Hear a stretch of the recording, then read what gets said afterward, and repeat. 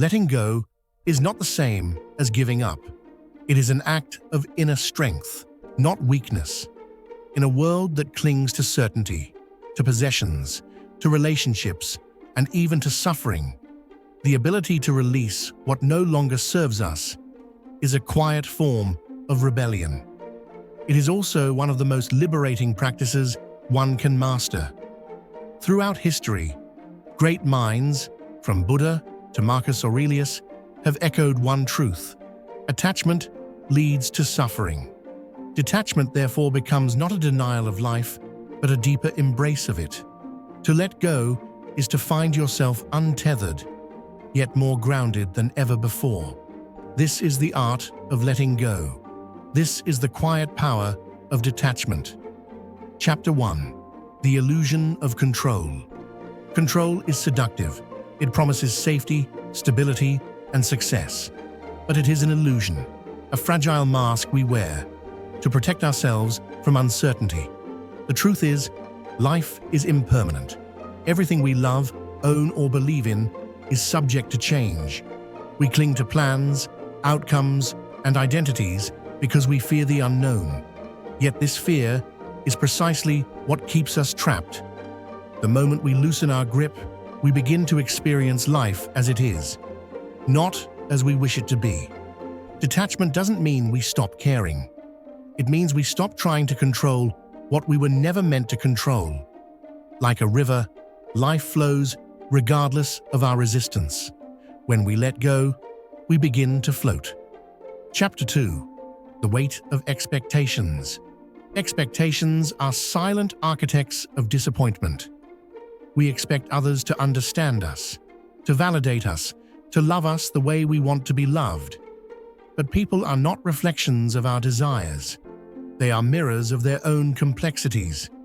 Every unmet expectation becomes a seed of resentment. The more we expect, the more we suffer. And yet when we release expectations, we open space for authenticity.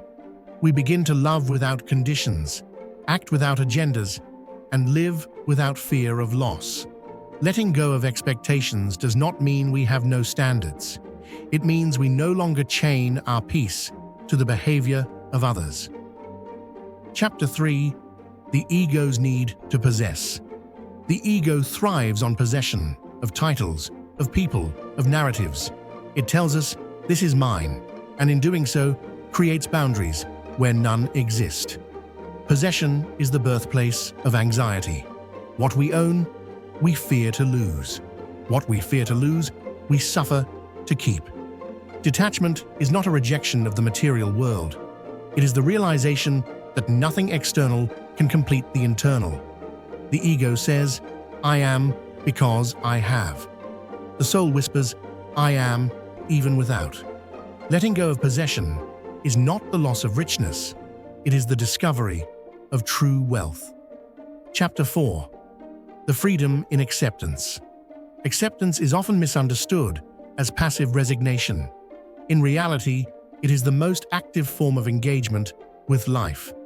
When we accept what is, not with apathy, but with awareness, we disarm suffering at its root.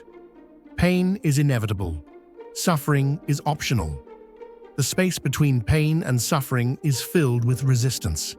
Acceptance collapses that space. To accept is to stop fighting reality.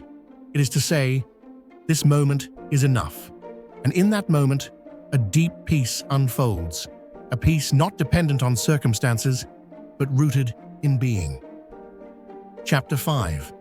Relationships and the art of loving without attachment. Love is not about holding on. It is about seeing someone fully and allowing them to be. Most relationships suffer not because of a lack of love, but because of an excess of attachment. We cling to people out of fear. Fear of being alone, of being abandoned, of not being enough. But true love asks for openness, not ownership. To love without attachment is to love freely. It is to give without the need for return, to support without suffocating, to walk beside someone without chaining them to your path. This kind of love is rare. It requires a deep sense of self and a deeper sense of trust in the unfolding of life. Chapter 6. Detachment as a spiritual practice. In many spiritual traditions, detachment is not detachment from life, but from the illusions that distort life. It is a clarity of perception, seeing things as they are, not as our desires paint them. Buddhism teaches non-attachment as a way to end suffering. Stoicism encourages accepting fate with equanimity. Even modern psychology emphasizes the power of cognitive distancing. To be detached is not to be indifferent. It is to be fully present, fully alive, and fully free from the chains of craving and aversion.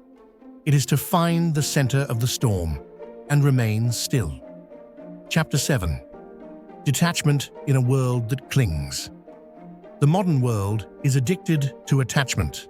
Social media, consumer culture, and identity politics all thrive on keeping us tethered to things that change. We are encouraged to define ourselves by our possessions, our opinions, our status. But what happens when those things disappear? Who are we without them? Detachment is the silent protest. It is choosing to be enough as we are, to not measure our worth by met